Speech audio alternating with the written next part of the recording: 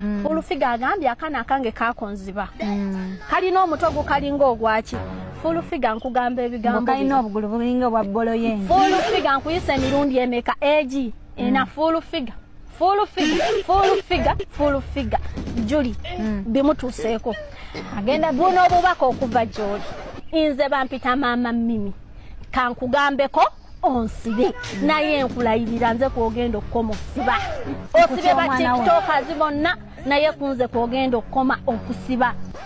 Tosobola kujja n'onkomberako mannyo ku mwana owange. Owoba muvuma n'owulira ng'oreactinze n'onyiga n'owulira obusungu kati kyeki kuvumya owange. Mpita mbuuza mama Mimi entabo yavudde ku ki? Naye ng'omuzadde n'omuzadde. Bino ebintu Juli leka nkubuulire byabaddewo biti. Oli anywa Jessa owange anywa Fresh Diary. Ate Juli omwana owange Fresh Diary ne Jessa are two different companies. Tebikwatagana Juli. Oli anywa Jessa ono anywa Fresh Diary. Naye ate omwana owange azze akola content okuva emabega. Nili tumula na page. Kirabika video mu ngeri gye nagitaddeyo bo baagirabye bubi. Naye ate naye ate siyekera mwana wa mukazi. Fulufiga bamusabudde ensonga ki yalumbye omwana baby oyo tuze tubalaba ku TikTok era ensonga zaabwe ne baby oli Alteza bagenda abana ne basharinga nnyo Alteza nga anyweddeyo gati ebyaliwo mwabiraba abaana bamusharinga nnyo naye oli aludde owuwe nga amukozesa content kakati munange Fulufiga atagwa oba ye buli kimu aba akibuukira kwe kubuukira baby w'omukyalo ono n'amwogerera amafuukule ko omukyala nange tondabanga soke kankutwaleko mu bigambo bya Fulufiga owulidde ebigambo by'omukyala byamwanukudde omwana nga tebamuyekera waliwo yaleese akaana nga kalina omutwe omunene nnyo kalinga nakalanga obugulu butini nnyo omutwe konna kakonzibadde embiri ziri kungulu namuyira ice cream amuyire ayogera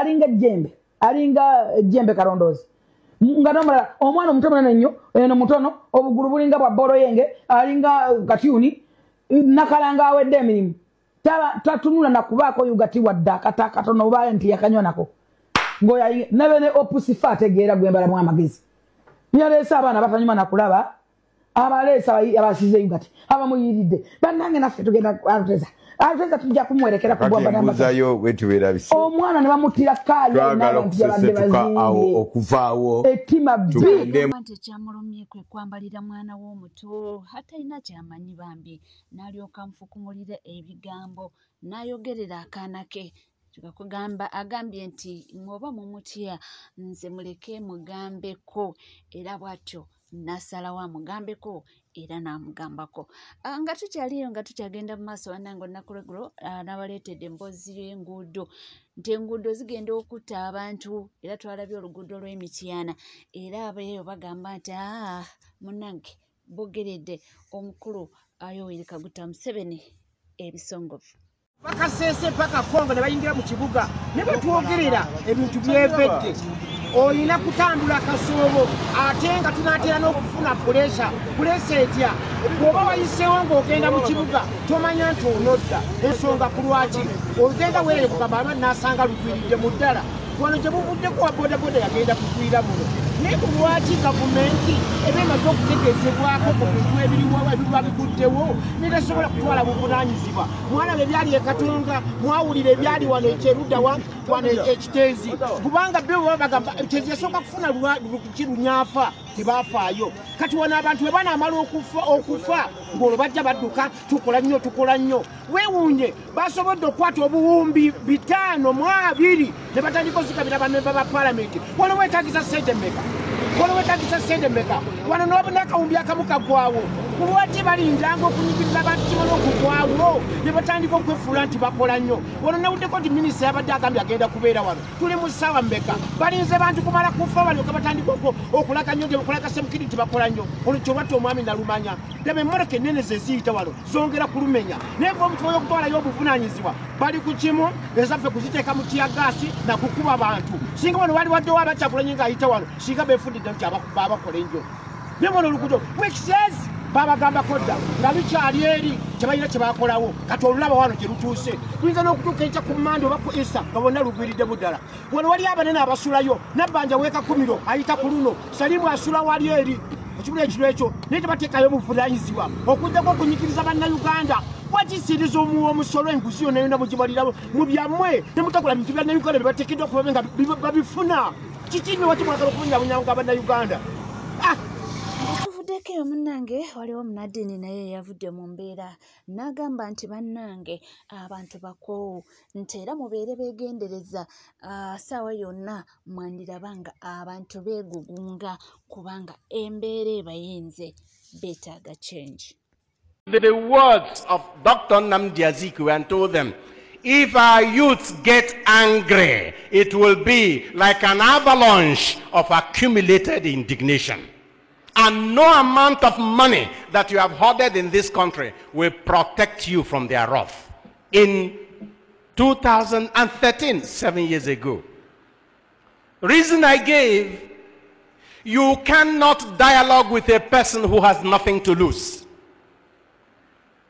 The youth of this country have lost everything, including their future. Their future has been mortgaged, their presence has been stolen by people who keep telling them they are the leaders of the future. I tell young people, don't listen to us anymore when we tell you you are the leaders of the future. You are the leaders of tomorrow. They started saying it 40 years ago, and the people who ruled us 40 years ago are still ruling us today. Where will the future be? Nga tuvuddeko munnange twabagambako nti Honorable Shamimu Malende yatwalibwa mu ddwaliro Aga Khan ng'embeera sinungi era ne tubagamba nti munnange okusinziira ku byaliwo jjukira olunaku luli bwe babasikambula mu paalamenti nti olukendo bakola kijjukira yali yalongoosebwako so nti olukendo oba lwakosebwa ne lutana so tulina amawulire agavaayo kabatubuulire biki ebiri ku ground. Abo mbalamusizaako nze Julius Katongole Mumira Nsanafu mbaleetedde amawulire agatali malungi agabasaba okusaba era okuteeka mu ssaala mukwano gwammwe omulwanyirizi w'eddembe mukwano gwange omubaka omukyala ow'e Kampala Honorable Shamimu Malende. Honorable Shamimu Malende yalongooseddwa olwaleero era nga nsembye okwogera n'abamu ku bajjanjabi mu Aga Khan Hospital gyali Nairobi ng'ali mu ICU era mbasaba mumuteeke mu ssaala mwongere okumusabira kubanga embeera eno ebeerawo bweti abamu tugitwala ng'eyokusaaga ne munnange ensonga y'obulamu tebagisaagiramu. Mukwano gwange Shamimu Malende bannakampala abaagala nnyo era mwetegefu baweereza mu mbeera eyo mbasaba mumuteeke mu ssaala mumwongere ssaala temukoowa era mu Aga Khan Hospital Allah oyo w'ekitiibwa n'omubaka Nabbi Muhammad sallallahu alaihi wasallama babeere nga bamusabira akomewo bulungi amaleko ekisanja kino ate era n'ekijja nga nze agenda okubeera omubaka wa Lubaga South atali wa bigambo byokka n'ebikolwa ate nga ngenda kiikirira ne mu Parliament tubeere ne Shamimu Malende ku fulo ya Parliament. Baganda bange omubaka ali Aga Khan Hospital yeetaaga essaala zammwe embeera gy'alimu yalongooseddwa kyali mu ICU tukyasaba akutte sapule gikwate ayise mu mbeera yonna kikozese tubeere nga tusabira maama Kampala the Honorable Shamimu Malende nenga omubaka waali okubaweereza. Ate nga tuvuddeko eyo munnange atumusabire Mukama amukwateko asobole okuba nga atereera era assuuke bulungi. Munnange tumwetaaga akomewo waneno mu ggwanga Uganda akalakalabanye emirimu gye. Nga tuvuddeko eyo munnange ye Honorable Elias Ruhimbazi Nalukola yategeezezza nti bannange buli omu yeekiika mu kyenje kimanye bumanya nti munnange ky'oliko kafu era bajja kutuusaako ky'onoonya. Alinga azanyira mu mukoka. Twogera ku minisita wa Uganda. Nsaagala nnyo na kunyumya na ku bintu bye kuba sibiraba mu makulu. Tetumuli substance. Byayogera bya kisaagiriza ebyo ebibozibozi ebyo ebitwaliriza amalwa bye. Minisita Balamu. Gwe tewabiwulira. Olida akantu ako nti omukulu Balamu Barugara byayogera bya kisiru temuli makulu era munnange nti abantu abamu ne bwa minisita bafuna lwakuba nti munnange balina abantu baabwe baali balina bawa naye na actual sense nti byayogera byonna biba tebiina makulu. Nono si asoose okuba ng'ayogera ekintu ekyo kubanga ebintu bingi naddala ebyaliwo mu kalulu kano ke twamalako eKawempe North era n'abana NRM bo kennyini bamwogerako nnyo bamubuleminga nnyo bamusekerera n'omumusekerera na statements yavangayo okukola nga kimulidde mu butuufu nga talina ansa yaabyo. Nga tuvuddeko munnange ndabyeko mukulu President Yoweri Kaguta Museveni ng'ali ne muwala we gwe basuubira mbu yagenda okuba ng'amuddira mu bigere mbu gwe baagala abeere president w'eggwanga Uganda oba kituufu oba nedda biibino era yoono.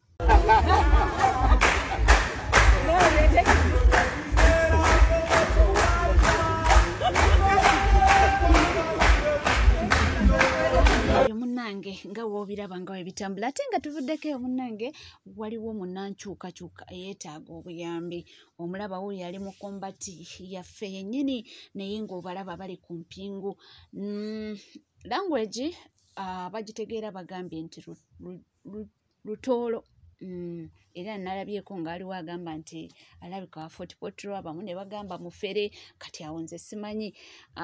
munaajajinga mulabe. Ebintu byonna iyo bine hekisani ibyonyambi so bakakukwata ddi bakakwata ebikwezi ekaba Friday ejo wiki enyakuhire ekwongera heri wamara mu polisi ebiro binga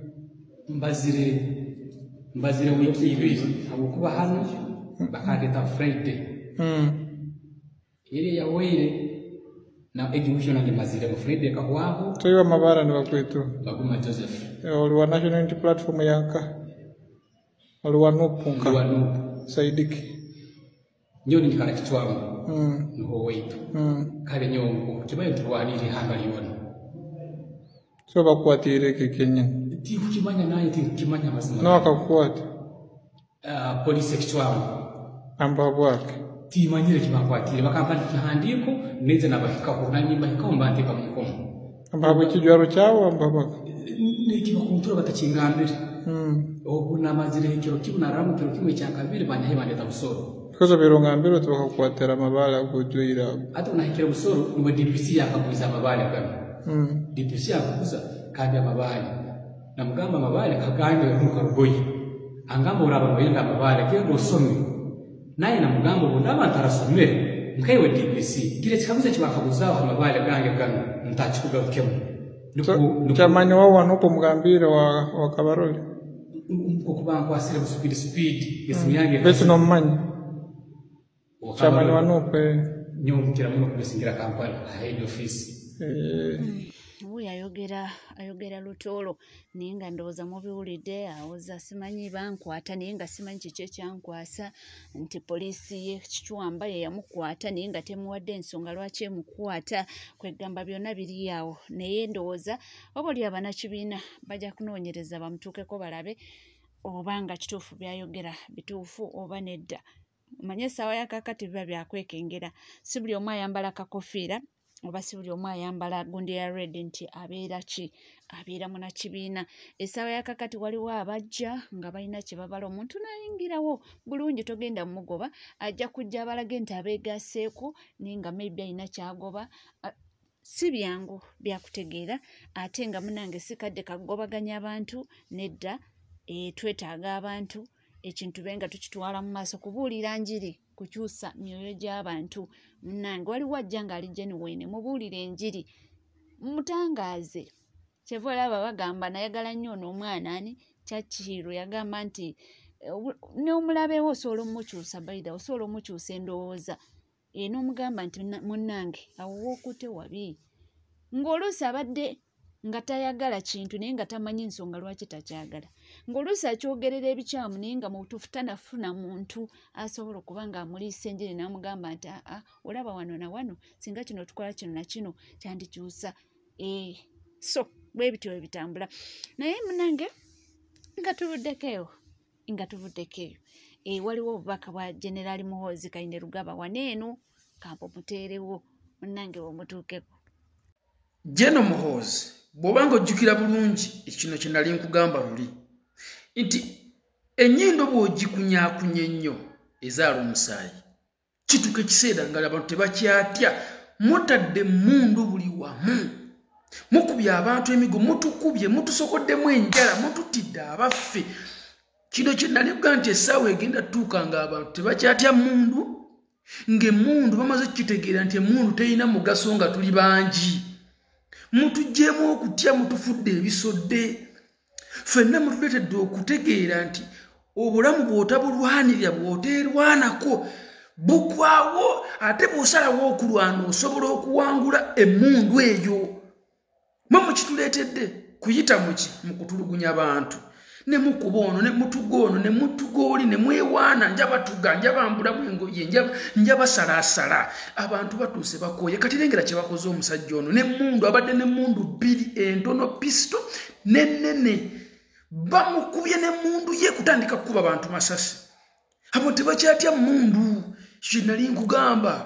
mukendeeze effujjo lye mukola ku bantu bannange mwabakutte emmundu mukimanye nti emmundu teyenkana muntu maanyi nga omuntu asazeewo mulekerawo okukola effujjo eryo kiwulidde ate nga tuvuddeko eyo munnange omwana mulenzi alojja oba totola naawe oyinza okuyigirako byakugamba obubbi obwetoolodde mu Uganda ate mbu buli simaati nnyo kakati bibino kiyinza okutuyambako mu ngeri emu oba endala Abayi, waliwo obubbi e Kampala obuzze mu jjaamu. Obubbi obwo bwe bubbi obuli legit, obubbi obuli smart. Bukolebwa basajja bakulu myaka 4 ku 5. Bakinkoze olwaleero naye bonna nga bwe mbala mbadde muntu akawansi wa myaka 5. Nakale. Kubona abadde avuga emmoroka atambulira myaka 5. Waliwo akasajja akala akafaanana Godzilla akajje kalinga myaka 4 awo. Ne makanika wa bali myaka 7. Abantu abo bakozesa obubbi tebabba masimu tebabba laptop tebabba kintu kyonna wabula batwala sente zonga nawe okkiriza nti muzitwale batagetinga mu jam baba ne moroke eriko damage waliwo yakingamba nekiwakanya yani yakingamba batwali mu inspection omusajja yakinyumya nekiwakanyiza dda nenga tekisoboka baba ne moroke eri damaged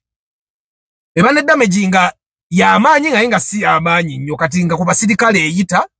naye nga gwe bakwata bati osasula kati kye bakola nga nkuzaamu bwe tuba tuvuga nga tuli mu jjamu mirundi emeka gye weetegeeze moroke kuli eno n'eno okulaba oba erina damage oba teyina emeka kati tandika olwaleero tutandike emoroke ekuli eno n'eno ekuli eno mugyetegereze okakase eriko damage ki naddala nga muli mu jjamu oyo wakaweerege ye advantage bakozesa kuba bo batewala bye moroka bwe fana in the beginning tosobola kugamba nti damage ebaddeko kati kye bakola bafuna owa boda baba n'owa boda waabwe era naye emyaka gye gimwana kwa 5 owa boda mu jjamu oyo wakaweerege ng'opapa owa boda najja n'akwekiikamu nga talina na nsonga lwaki akwekiikamu kati bw'akwekiikamu n'akuslowinga down ne wajjawo gap eyo bwejjawo oli asala jukira amanyi oludda lwa damage n'asala n'abanga akuyingiramu bw'akuyingiramu n'akukuutiriza n'akoona ku bampa yo bw'agikoonako tadamage nga morokayo tadamage nga morokayo naddala ng'osibye kubanga nze mmanyi emmotoka bw'osiba bw'oti morokayo tefuna damage y'amaanyi naye bw'otasiba ne bampa ejja kuvaako bw'oba olina gaadi ate awo oluba lubaze kati kyakola ng'agira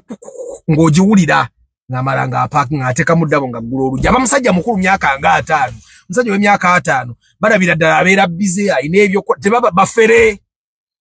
laba kyokoze moroka yange olunaku lwange oluse ngowa boda parking wali maaso nga jabadde ne wasi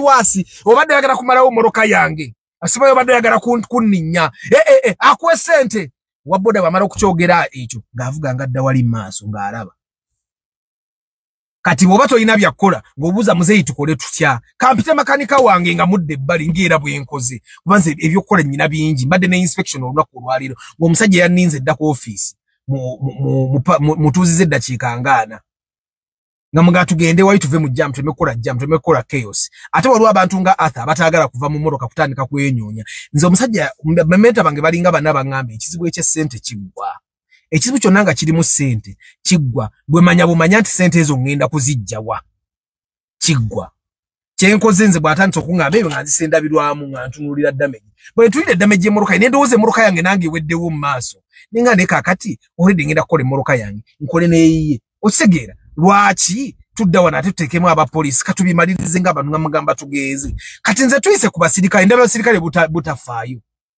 kumbe emmoroka yange terabika na kulabika nti erina kyekoze naye obudde bwe tuuse ne tupaakinga nze bwe mpaakinga tulina akantu bwe katonzooka kutuna ku moroka yange ebyabalala mbiraba luvannyuma emmoroka yange teyina ng'erinako ka scratch katono nnyo ku nsonda ya bampo manye n'otusonda twa bampo otu kake kadamage keeyina naye ŋŋenda ntuleko ng'emmoroka yina damage ku nzigi 2 n'eri ne mugamba naye muzeeyi nga tuzze mazima go bw'otunulira emmoroka yange neeyo eyange yekoze damage ku mmoroka yo gwe tolaba laba na scratch nakona ku bampa yange laba dust wuuna avaako fiira ne mugaka tubadde oyagala ssente mmeka muzeeyi kuba nkimanyi ekitutawaanya ssente ng'obudde bunkutte kampite makanika wange ali awe wakiseka kalinye boda badde ndyawo nga wajja wakasajja kalinga Godzilla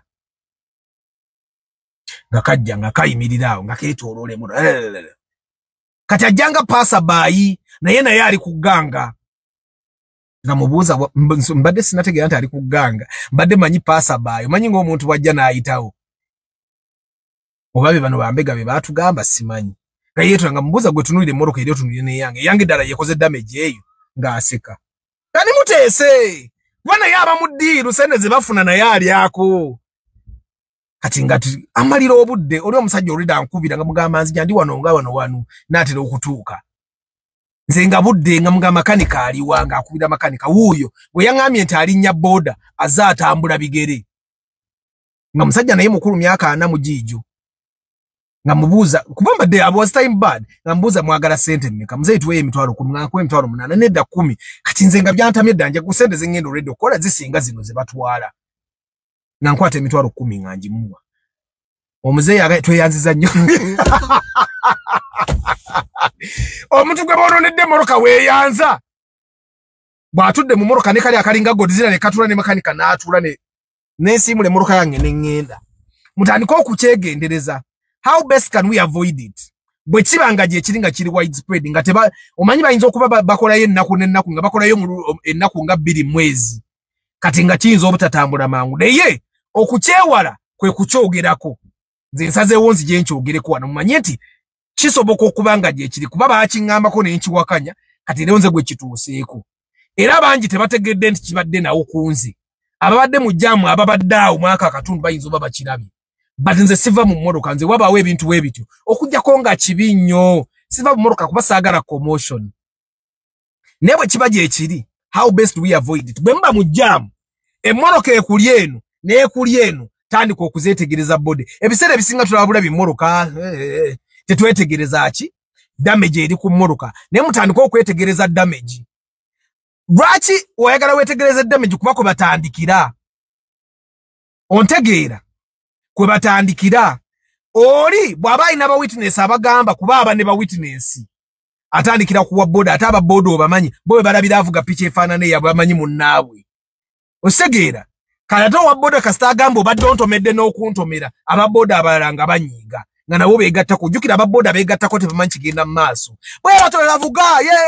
weyita ki kaboroka kyako omutwe nga gukugira tuti ate jjukira poliisi yeetambulira ku witnesses ba witness kasita bagamba nti gwakulubudde gwaba akulubudde ontegera kye nkugamba emmoroka yange tebaddeeko na ekintu kyonna naye yoli enzigi bbiri zibadde nkulubufu kati nze lwaki nsasudde abasajja abo mbadde emitwalo egy'ekkumi kuba siina budde ate ebizibu by'essente biggwa ate era ssente zimbawadde ziweddewo kati they are looking for their next target bwe baba bagabanye ekinene ennyo bagabanye emitwalo ng'esatu kuba n'emmoroka baateekuba bagipangisizza bwe basiya oyo omuzeeyi but what am I saying? Let's just be vigilant. Bweba nga obubbi butandise kuba ababbi kati bakyusa tactic